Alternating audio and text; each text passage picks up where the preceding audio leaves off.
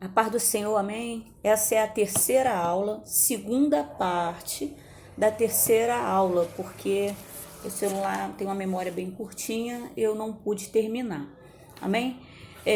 Para acessar as aulas no meio de todos os meus vídeos, que eu acho que eu já tenho quase 400 vídeos, acho que uns 380, 370 por aí, você acessa aula pastora Márcia M. Cunha. No YouTube vai aparecer lá. Não se esquece de se inscrever no meu canal, que automaticamente a aula acho que tem uma história de ativo o sininho, né? Então avisa quando a aula chegou, mas você se inscrevendo no meu canal já aparece para você não se perder. Amém? E as aulas elas estão um pouco aula 1, aula 3, está faltando aula 2, mas é porque é espiritual, amém? Até dando aula dentro da igreja, eu já com a aula pronta para dar, faltando uma hora, Deus simplesmente falava, dá outra aula. E eu ainda falava, pô Deus, a aula já está pronta, porque eu costumo fazer apostilas e o aluno leva as apostilas para casa com a aula, amém? E Deus, a aula está pronta e Deus dá outra. E às vezes era por causa de uma pessoa que chegava e Deus queria falar com ela no particular.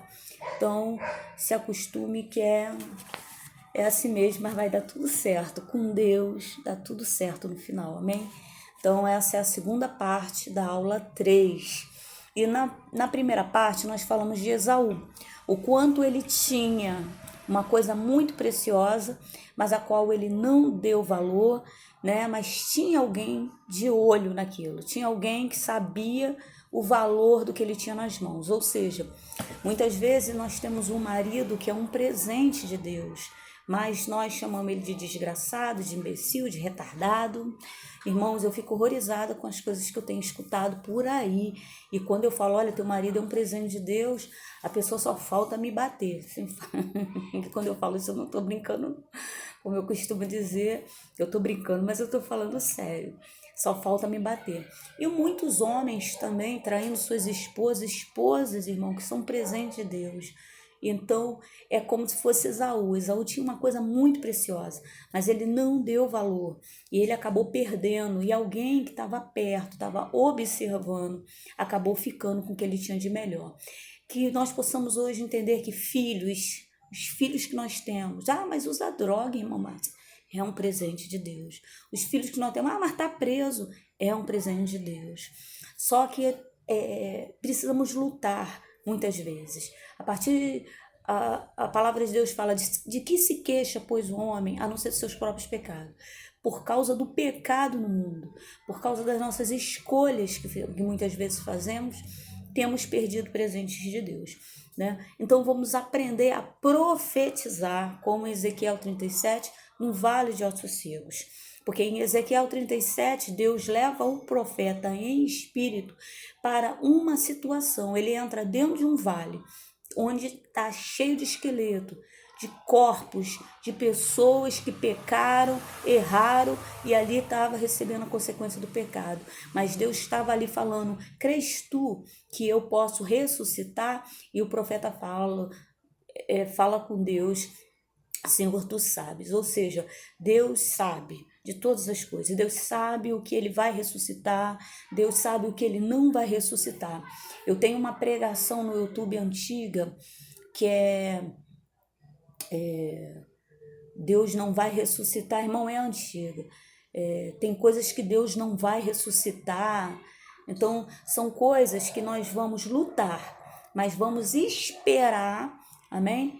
Depois você vê essa pregação lá.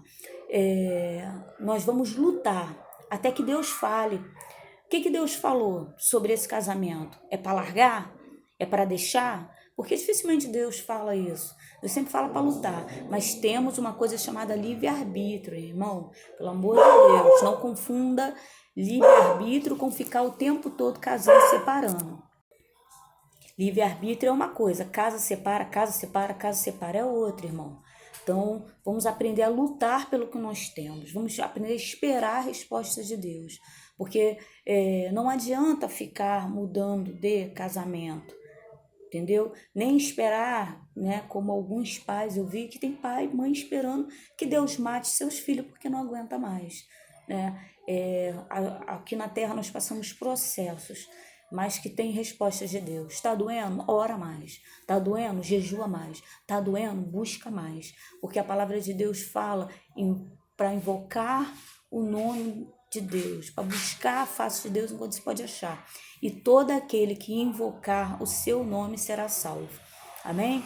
Mas nós vamos falar um pouco mais sobre isso. Não me bate ainda não, irmão.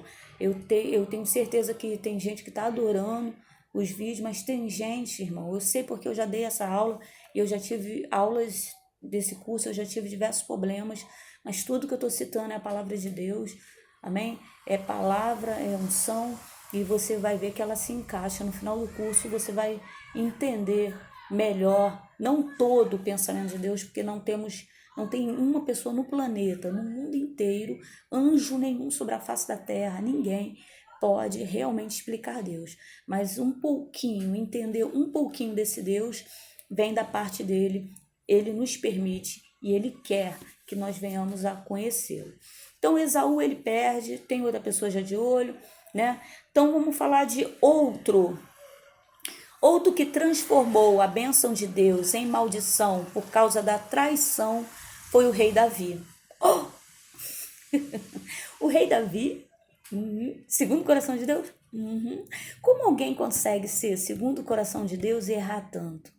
Porque temos livre arbítrio, temos escolhas. O fato de Davi ser segundo o coração de Deus não significa que nós possamos sair por aí metendo o pé na jaca, como costuma dizer. Davi errou em alguns lugares, nós erraremos em outro, não existe ser humano perfeito, mas o que existe são pessoas querendo melhorar a cada dia. Isso se chama crescimento. O ser humano é chamado para crescer, para estar sempre em crescimento.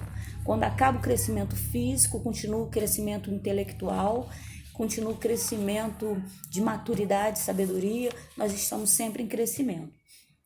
Aí está escrito assim, em 2 Samuel, capítulo 12, versículo 10 ao 14, está escrito assim: Agora, pois, não se apartará a espada jamais da tua casa, porquanto me desprezaste e tomaste a mulher de Urias, o heteu, para ser tua mulher. Assim diz o Senhor. Tem pessoas que dão um stopzinho, tem pessoas que falam assim, como é que Deus fala? Deus fala de muitas maneiras, mas Deus usa a boca do homem na terra para falar com o seu povo, amém? E aqui Deus está usando o profeta para falar com o rei Davi.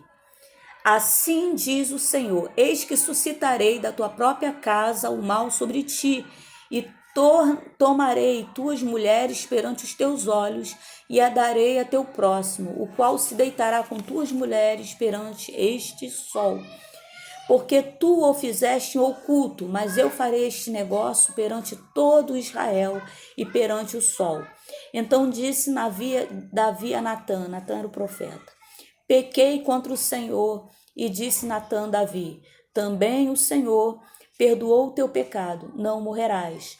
Todavia, porquanto com este feito deste lugar, sobremaneira, a que os inimigos do Senhor blasfemem, também o filho que te nasceu certamente morrerá. Todavia, porém, portanto, com este feito deste lugar, sobremaneira, a que os inimigos do Senhor blasfemem, também o filho que te nasceu certamente morrerá. Nesse versículo fica claro que Deus não quer que essa criança morra, né? Mas Deus ali está fechando uma brecha, porque o filho que Davi vem ter com Batseba foi através da morte de Urias, e Deus está fechando uma brecha. Então tem coisas na nossa vida que morrem, mas é Deus, está no controle de Deus. Às vezes um filho morre e a gente não entende, o marido morre e a gente não entende. Irmão, está tudo no controle de Deus. Deus não perdeu o controle do mundo, não. Amém? Deus sabe de todas as coisas. Confia naquele que é bom. Não existe ninguém no mundo. Pensa, Deus amou o mundo de tal maneira que deu seu único filho legítimo, para que todo aquele que nele cresce, ou seja, toda vez que eu acredito que Jesus nasceu, morreu na cruz, é através da cruz, através do nome de Jesus, através da morte da cruz, porque só através dele, ele disse, eu sou o caminho, ou seja, só através de Jesus nós podemos ir ao Pai. Todo aquele que acreditar nisso, todo aquele que entender que Jesus é o único Salvador e aceitá-lo como Senhor, entendeu? Ele recebe resposta. A vida dele está no controle de Deus. Não foi por causa do seu desejo por Batseba que todas essas maldições sobre sua família vieram, porque ele consumou o pecado. Então deixa eu explicar isso aqui que eu escrevi aqui na apostila. O fato de Davi já estava todo errado. Quando você começa a ler lá essa história, você vê que o exército de Deus está em guerra. E Davi era o líder, ele tinha que estar na frente de batalha. Eu costumo chamar de varanda esse pecado de Davi. Porque Davi, em vez de estar em guerra junto com o seu povo, né, levando para os dias de hoje, Davi, em vez de estar na igreja orando junto, resolveu ficar em casa vendo TV novela da Globo. Novelas consagradas, porque são, irmãos, as novelas são consagradas, para que toda vez que eu assisto, prostituição entra na minha casa, mas tudo bem, não vamos para o inferno, porque põe uma coisa no teu coração, tu não vai para o inferno porque tá vendo uma novela não, irmão, não vai não. Davi está na varanda, são escolhas, mas que acabamos trazendo maldições para dentro da nossa vida e tribulações desnecessárias, amém? Então que se entenda isso. Davi, em vez de estar em guerra, ele está em casa. E nesse em casa, de bobeira, ou seja, não estava orando, não estava jejuando, não estava vigiando, ele na varanda, ele dá de cara com Batseba. E Batseba os banheiros eram tipo um cercadinho assim, uns biombos, né? E ela tomava banho naquele biombinho lá, tal. E quem olhasse de cima via. Então Batseba não está errada, Batseba está tomando banho. Tem gente que arrebenta Batseba. Gente, Batseba estava tomando banho no biombinho. O rei é que está errado, porque ele olhando de cima, ele viu a mulher nua e a desejou. Pecou, mas não foi por aí que ele veio trazer maldição para sua casa. Nós não somos cegos e Deus sabe, né? Se eu, Márcia, olhar, se você olhar e de repente a carne queimar, nós ainda não pecamos, irmão. Nós pecamos quando insistimos em ficar olhando. Nós pecamos quando começamos a alimentar nosso pecado. Olhei, desvio meu olho, saio fora, eu estou fugindo da aparência do mal. Então eu não pequei. Eu peco quando eu insisto em ficar olhando, quando eu insisto em ficar alimentando. Quando eu ligo a minha televisão e vejo que está tendo um filme de prostituição, eu sei que o Espírito Santo está falando, desliga, sai desse canal, e eu insisto. Quando eu espero todo mundo dormir, ligo o meu computador para ver sites pornográficos e o Espírito Santo desliga, sai de sair, entendeu? Então eu estou insistindo, aí sim eu estou pecando. Então o fato de Davi olhar e desejar Batseba, até aí não pecou, ele é um ser humano. O que ele tinha que fazer era sair fora, mas não.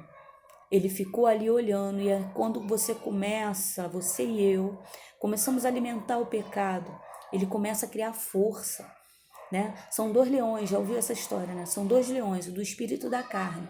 Aquele que eu alimentar mais será o mais forte. Então ele ficou ali olhando, e ali ele já começou projetando. Ele já pergunta a alguém, quem é essa mulher? É. Aí olha como Deus é. O cara responde, é a mulher de Urias.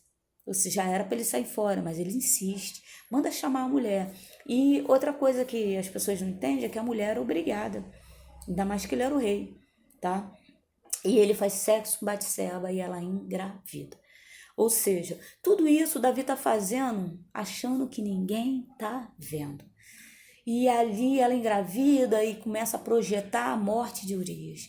Manda chamar Urias, aí embebeda Urias, enche a cara. Eu já preguei sobre isso, tem alguma pregação perdida no YouTube falando sobre isso, eu creio. Enche a cara de Urias, vai lá Urias, vai lá na tua mulher. E ele, não. Quando Davi viu que Urias era muito reto, muito certo, o que Davi fez? Armou uma situação para que ele fosse morto. Então, olha o pecado, olha o que Deus fala, um abismo gera outro abismo. Uma coisa para ele que ninguém estava vendo, era só uma vezinha, né? Veio gerar, irmão, veio trazer maldição para dentro da sua casa, veio abrir ilegalidade. Ele perdeu o controle dos filhos, o controle do reino. Ele foi se perdendo, ou seja, ele abriu uma brecha, tudo que o diabo precisa. Que nós venhamos a abrir uma brechinha para ele arrombar a porta e entrar dentro das nossas casas. Amém? Então, um homem segundo o coração de Deus, mas com direito de escolha, livre-arbítrio, né? Então, ele foi um que transformou maldição em bênção. E o profeta fala para ele que tudo que ele fez em trevas, Deus vai trazer para a luz. Ou seja, Deus não habita nas trevas, Deus habita na luz.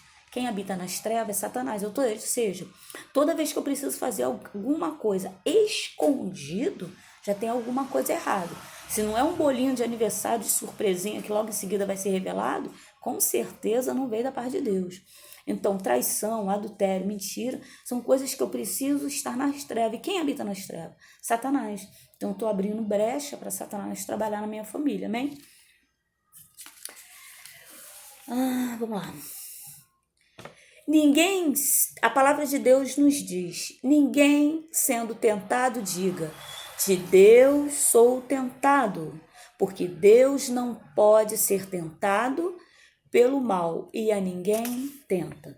Ou seja, Deus não usa tentação, porque a tentação é para cair para a derrota, entendeu? É para cair e ser derrotado. A aprovação é como uma prova de escola.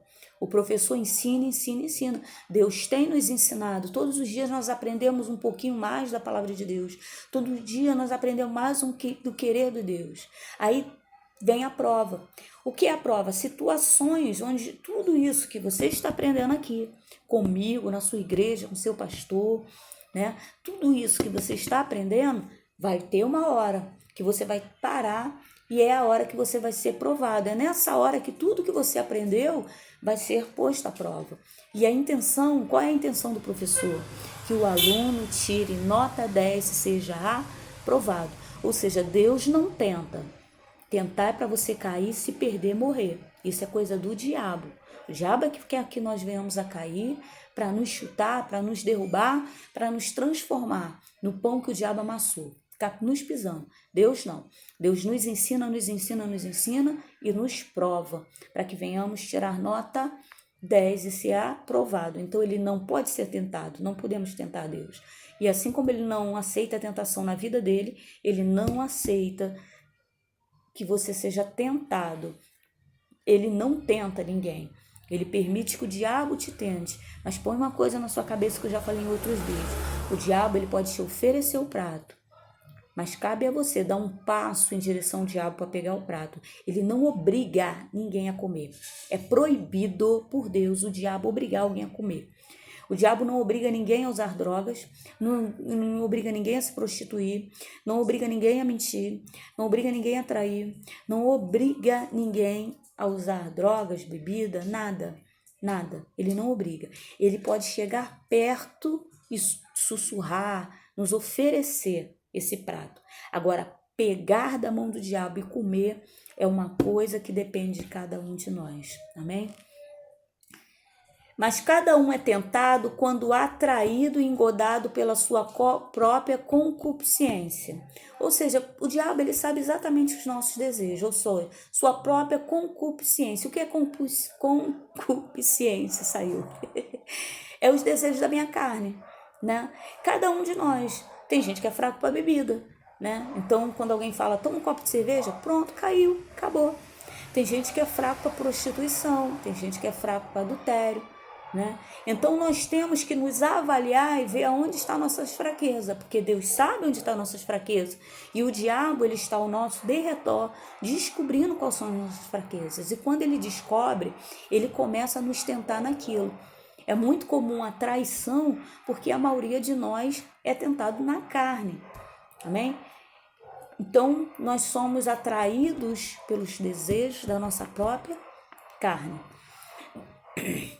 Depois havendo a concupiscência concebida, ou seja, depois havendo, desculpa, Depois havendo a concupiscência concebida, ou seja, nós caímos no pecado, o diabo trouxe, ficou assim, ó, o cheirinho, ó. Aí nós pegamos e comemos, depois de ter caído, ou seja, ele dá à luz o pecado, ou seja, as consequências do pecado começam. E o pecado sendo consumado gera morte, ou seja, tudo aquilo que nós plantamos, nós colhemos. Nada que é feito em trevas, irmão, em algum momento não vai ser trago. Uma hora ou outra vai ser trago para a luz. Põe isso na tua cabeça. O diabo ele é muito sujo. Ele dá essa ilusão de que você vai conseguir fazer um sapatinho e ninguém vai ver. Mas o diabo ele tem seus anjos que estão posicionados, esperando a nossa queda. Tudo o que fizermos, está em Tiago 1, 13 e 15, essa passagem da Bíblia que eu li, amém? Tudo o que fizermos nas trevas será trazido para a luz. Todo pecado gera morte. Isso é uma lista de coisas que eu quero que você guarde no seu coração. Amém? Eu fiz uma listinha de coisas que eu quero que você guarde no seu coração.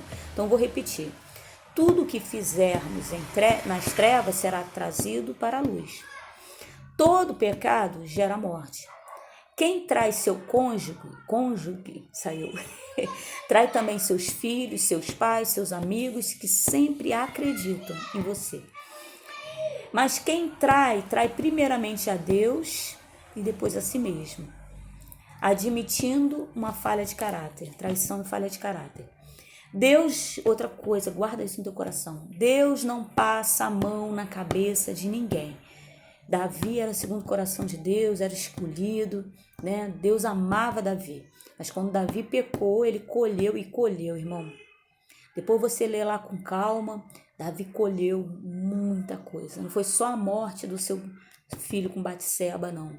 Tá? Ele orou, ele jejuou pela vida, para que Deus voltasse atrás, mas Deus não voltou.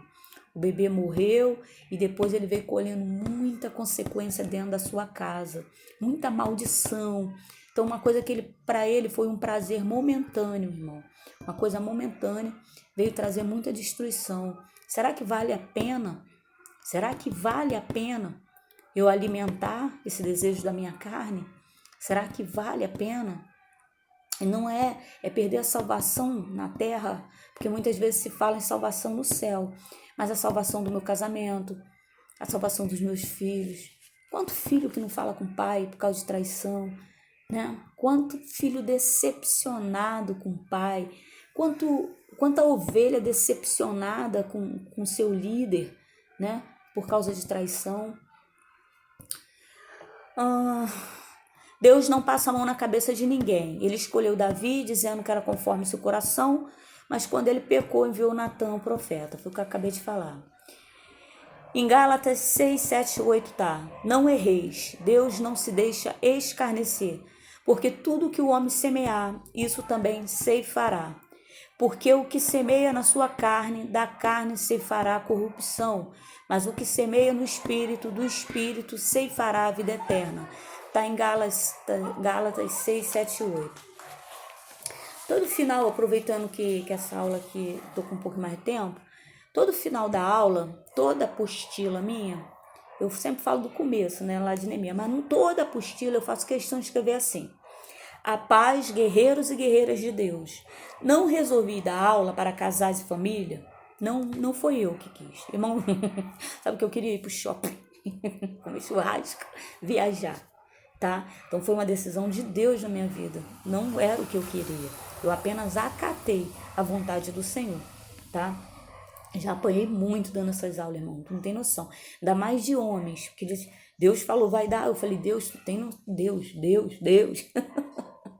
Porque o homem não aceita uma mulher ter um mínimo de sabedoria para falar. Então eu apanho muito.